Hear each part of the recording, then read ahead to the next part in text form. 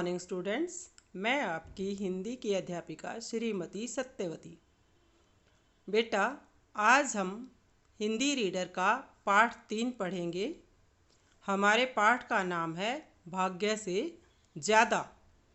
कि इस पाठ में हम पढ़ेंगे कि हमें अपनी किस्मत से ज़्यादा और समय से पहले कुछ नहीं मिलता है। हमारा काम सिर्फ अपना कर्म करना और मेहनत करना है। एक सेठ जी थे जिनके पास काफ़ी दौलत थी। यानी जो सेठ जी थे उनके पास काफ़ी धन संपत्ति और बहुत सारा पैसा था। वो बहुत अमीर थे।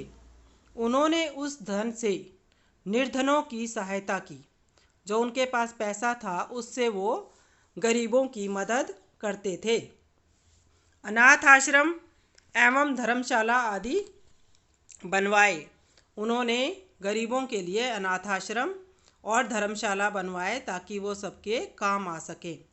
इस दानशीलता के कारण सेठ जी की नगर में काफ़ी ख्याति थी। जो उनकी ये दान करने की आदत थी, इसके कारण सेठ की नगर में बहुत प्रसिद्धि थी। वो बहुत मशहूर थे। अमीर थे लेकिन गरीबों की मदद करते थे, तो इसलिए वो बहुत ज़्यादा मशहूर थे। उन्होंने अपनी बेटी की शादी एक बड़े घर में की थी। उनकी एक बेटी थी जिसकी शादी उन्होंने एक बहुत बड़े अमीर घर में की थी।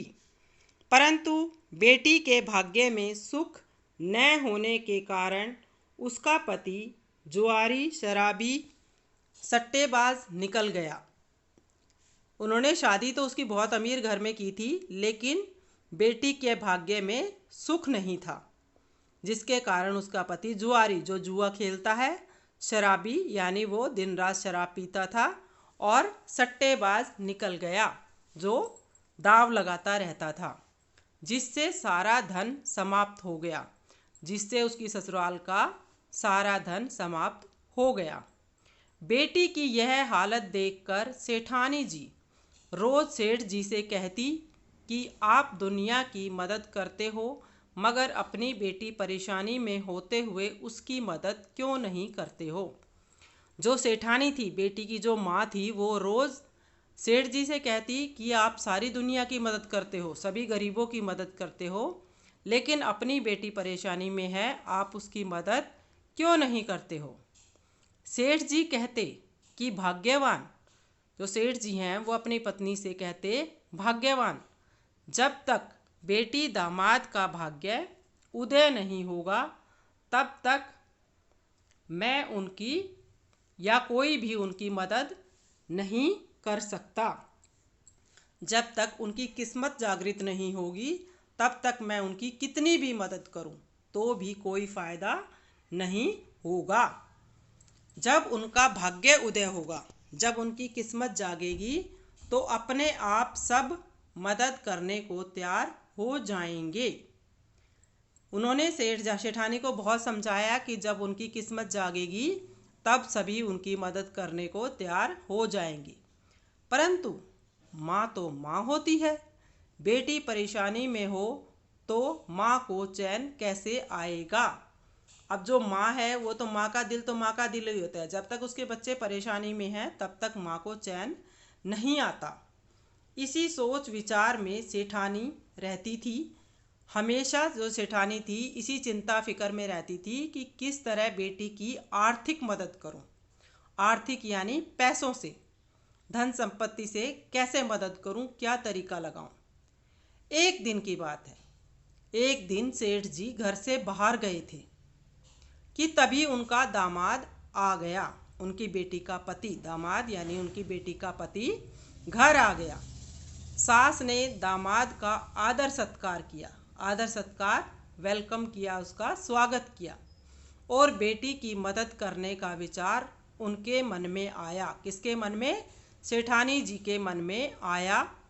क्या विचार आया कि क्यों न मोतीचूर के लड्डुओं में अशरफियाँ रख दी जाएं। अशरफियाँ यानी सोने के सिक्के। उसके मन में विचार आया कि मोतीचूर के लड्डू बनाती हूँ अपनी बेटी के लिए और उन लड्डुओं में अशरफियाँ रख देती हूँ, जिससे बेटी की मदद भी हो जाएगी और दामाद को पता भी नहीं चलेगा, क्योंकि उनको पता था कि उनका दामाद शराबी और जुआरी है। तो अगर मैं लड्डू में अशरफियाँ डाल के भेजूंगी तो इससे दामाद को पता नहीं चलेगा।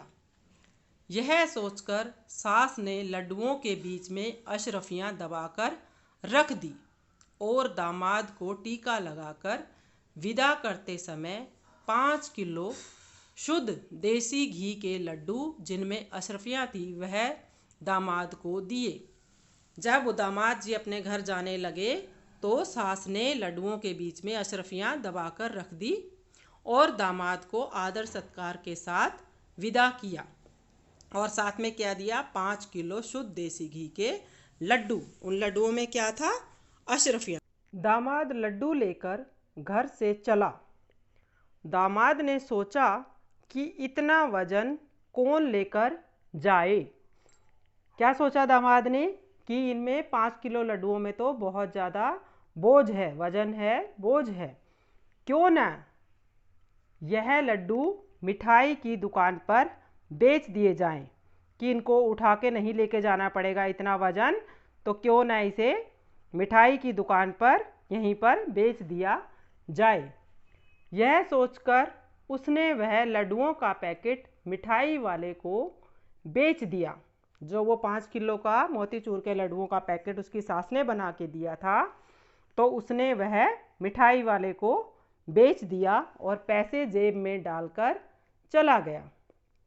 उधर सेठ जी बाहर से आए तो सोचा कि घर के लिए मिठाई की दुकान से मोतीचूर के लड्डू लेता चलूं। सेठ जी घर से बाहर गए हुए थे और जब वापस आए तो उन्होंने सोचा कि चलो घर के लिए मिठाई लेके चलता हूँ। और मिठाई भी उन्होंने क्या सोची, मोतीचूर के लड्डू। तो उन्होंने मिठाई की दुकान से मोतीचूर के लड्डू खरीदने की बात सोची और उन्होंने दुकानदार से लड्डू मांगे। क्या कहा उन्होंने दुकानदार का कि भाई दुकानदार से कि भाई मुझे मोतीचूर के लड्डू दे दो। मिठाई वाले ने वही लड्डू का पैकेट सेठ जी को वापस बेच दिया। जो उसका दामाद बेच के गया था, मिठाई वाले ने वही लड्डू का पैकेट उठाया और वापस से सेठ जी को बेच दिया, जो उनके दामाद को उनकी सास ने दिया था। सेठ जी लड्डू लेकर घर आए। सेठानी ने जब लड्डुओं का वही पैकेट देखा तो उसने लड्डू फोड़ कर देखे। अब सेठानी ने तो वह लड्डुओं का पैकेट पैक किया था। उसको तो पता था कि मैंने इन लड्डुओं में अशरफियाँ दबाई थी अपनी बेटी के लिए। तो जैसे ही वो पैकेट लाके सेठ जी ने सेठानी को दिया, उसने फटाफट वो लड्डू का पैकेट खोला और लड्डू फोड़कर देखे और अशरफियों को देखकर अपना माथा पीट लिया कि वो परेशान हो गई। उसने अपना माथा पीट लिया। सेठानी ने दामाद के आने से लेकर जाने तक और लड्डुओं में अशरफियाँ छिपाने की बात सेठ जी से कह डाली। अब सेठानी जी ने सेठ को सारी बात बताई कि कैसे आपके घर से जाने के बाद दामाद जी आए थे और मैंने उनके लड्डुओं में बेटी की सहायता करने के लिए जो अशरफियाँ छिपाई थी। उन्होंने ये सारी बात सेठ जी से बताई। सेठ जी बोले कि भाग्यवान, मैंने पहले ही समझाया था कि अभी उनका भाग्य नहीं जागा, कि मैंने तो तुम्हें पहले ही बताया था कि जब तक उनकी किस्मत नहीं जागेगी, उनका भाग्य उदय नहीं होगा, तब तक कोई कितनी भी कोशिश कर ले उनकी मदद नहीं कर सकता। देखा, अशरफिया ना तो दामाद के भाग्य में थी और ना ही मिठाई वाले के भाग्य में। अब दामाद जी को भी नहीं पता था कि लड्डुओं में अशरफियाँ हैं, ना ही मिठाई वाले को पता था। इसलिए दामाद ने ऐसे का ऐसा पैकेट मिठाई वाले को बेच दिया और मिठाई वाले ने सेठ जी को। इसलिए कहते हैं कि भाग्य से ज़्यादा और समय से पहले न किसी को कुछ मिला है और न ही मिलेगा। तो क्या सेठ जी कहते हैं कि मैंने इसलिए तुम्हें पहले ही कहा था कि जब तक उनकी किस्मत में नहीं होगा उन्हें कुछ भी नहीं मिलेगा, कोई उनकी सहायता नहीं कर सकता। समय से पहले और भाग्य से ज़्यादा किसी को कुछ नहीं मिलता। तो स्टूडेंट्स, हमारा काम अपने कर्म करना है, अपनी तरफ से मेहनत करना है, लेकिन जो हमारी किस्मत में है वही हमें मिलेगा और जिस समय वो लिखा है उसी समय मिलेगा। हम अपनी तरफ से सिर्फ कोशिश और परिश्रम कर सकते हैं, बाकी हमारे भाग्य में जो है हमें वही मिलेगा। आप भी अपनी पुस्तक से पाठ 3 को निकालकर और कठिन शब्दों को इस वीडियो के द्वारा समझते हुए पढ़ने का अभ्यास करेंगे और समझेंगे। धन्यवाद।